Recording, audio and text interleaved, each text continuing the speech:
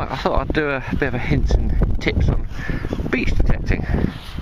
If you can get to your local beach and you start to really understand how the tides shift the sands, then you've got a head start. But what I normally do before I come down, this is my closest beach. I walk this one quite a lot, so I know it quite well. It's not a high yield beach by any means, but I've started to know the sands.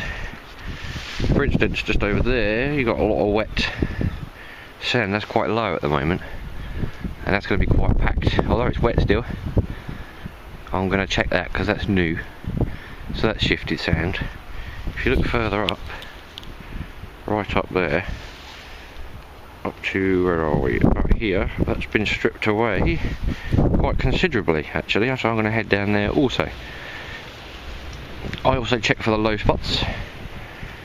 You've got some dense packed dark sand at the bottom there. All along here it's quite dense, and it's easy to get down to the black sand, which I'll come to later on.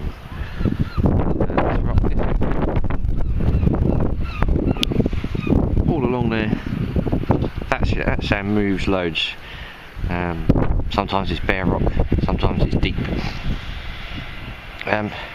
So the key is really to get to know your beach, get to know the sand, the way it looks. And when I get down there, I'll point out some easy ways of, even if you haven't been down for ages, to see if the sand's moved. There we go, there's another band of dark sand there. That doesn't move a lot because it's within the tidal pool. But that's a layer of almost black sand. As soon as you hit it, it's black. And you do get good stuff in black sand.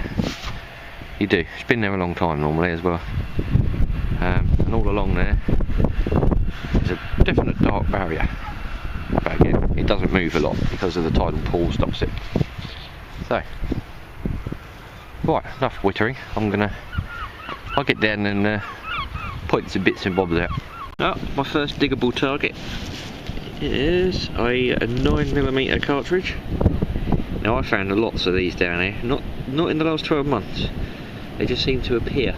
But I have found a hell of a lot of these down here, and 303s. I'm going to find some black sand in a minute and I'll show you some black sand. If you can get to the black sand, that's quite often where the good stuff hides. Not as a hard and fast rule, but it's a rule a lot of people use, and I have found good stuff in black sand. I'm just sticking to the edge of the rocks at the moment, where they're exposed. But yeah, I'm going to carry on. I'll find some black sand. I'll show you what it's like. It normally stinks actually. Oh, there you go. There's some black sand. Come up from the deep. It's just a fishing weight. That was really deep. Stick a spade in, you get all the horrible suction. Kind of helps with digging in wet sand, but yeah, there's it's like a thick band about 8 inches down. It is 10 inches down, and that's what was sitting in the black sand. Looks to be a very recently lost 20p. Well, not to complain, I suppose. I didn't expect to find much money down here, but it's literally just under sitting on the rock, just under the sand. Yeah, I'm gonna make my way back now and see what's back over the other side of the pool. Now, if you can get a high vantage point before you come down the beach, like from a cliff top, like I can, because I live just along the top there. Then you can obviously see the beach a lot better, see how the sand's moved, which is what I do. So, I'm just coming up to one of these concrete groins. They're pretty good for trapping stuff. They stop the sand shifting into the next bay and stop the beach losing all of its sand. And there's concrete groins every so often. Sometimes they're made out of wood. In this case, they're concrete blocks. So I'm just going up and down the side of it, and I've not had a decent anything for ages, since the 20p. It's been a lot of rubbish, but I dug that little hole there, and there's a nice little silver Jesus. Little silver cross. Don't know if that was could well have been a pendant. It's very small. It's very cool. I like it. Don't know if that was a badge, pendant. Pretty nifty. I'm not religious in any way, so that's not. It's not a sign. If it was a sign, it'd be sitting on a load of gold, and this would be made of gold. So, no. Depending on what I've been finding. A little silver Jesus. Cool. Well, I'm gonna carry on. I'm not so much in the black sand now. Black sand's way back, so this is gonna start going up. And I might have a little. Oh no, have a little bash on the dry sand. There's my first bullet tip. It's not an old one, not particularly. Just standard. I'm stuck on this bit here because it's quite clay-like. You can just tell it's quite a lot lower than the rest of the beach. I like these areas. They hold the water. Stuff tends to sit and not move a great deal in these places. Those concrete groins, as I was saying earlier, they're really good if you can measure the sand on them and know roughly how high the sand is. They're a good measure to see how much the sand has moved in particular areas.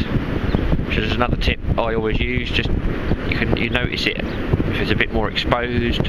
If they travel back further up the beach, they'll know the sand has dropped. On the other side of this groin, the sand is really low.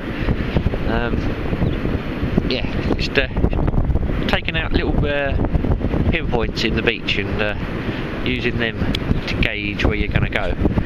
And the tide's coming in right now, so I'm going to go as well in a minute. Oh, I found a phone then.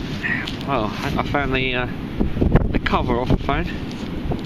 It's these things that made the machine ring out. I think they're made of copper or something. I don't think they're anything special. Yeah, that one looks like copper. So there's obviously probably, if it's an iPhone or whatever, probably a phone down here somewhere, smashed to bits and absolutely no good. The amount of people that ask me, oh, if you find a phone, let me know. Well, it ain't going to be any good if I do find it, especially if you've lost it on a jet ski, like a lot of people ask me. But there you go. Right, I'm going to carry on now. The sun's come out and make my way home.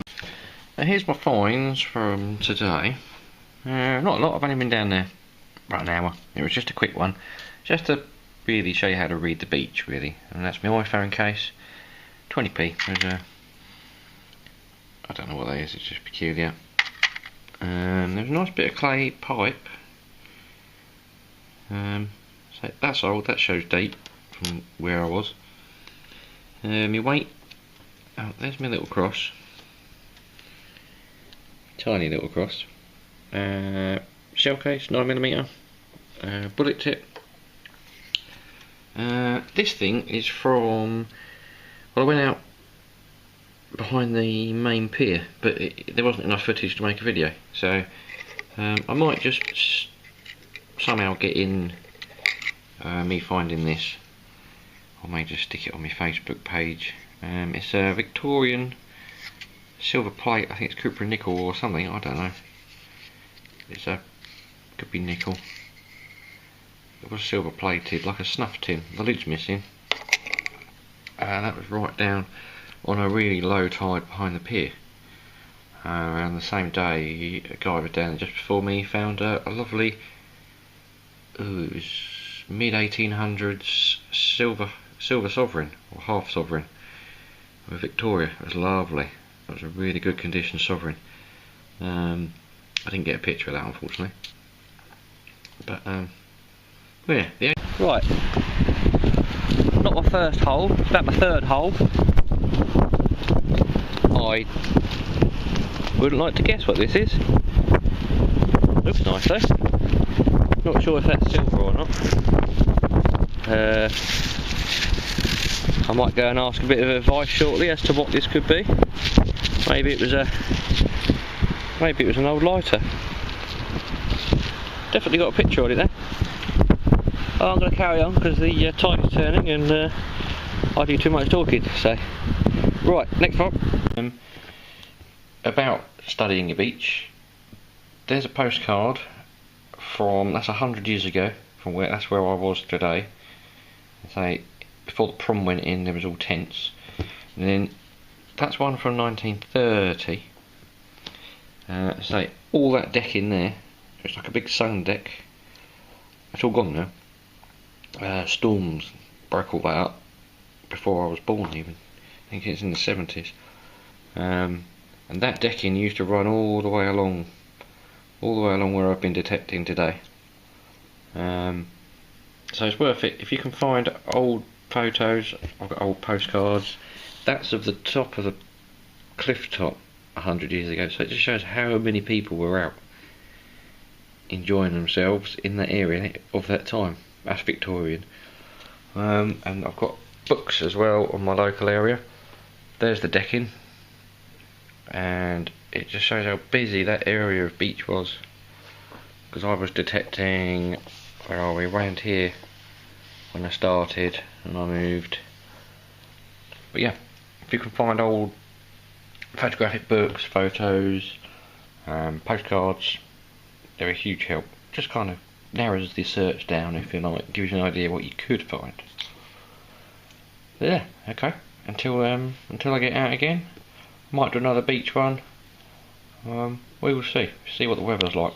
Right, cheers for watching. And if you want to look anything up that I find, it will be cleaned up and it will all be on Facebook in the links below. And if you're in the links below, check out Deep Digger Dan. Awesome dude, and he's doing some extremely good work. So if you don't already subscribe to him, then get on that as well. Cheers.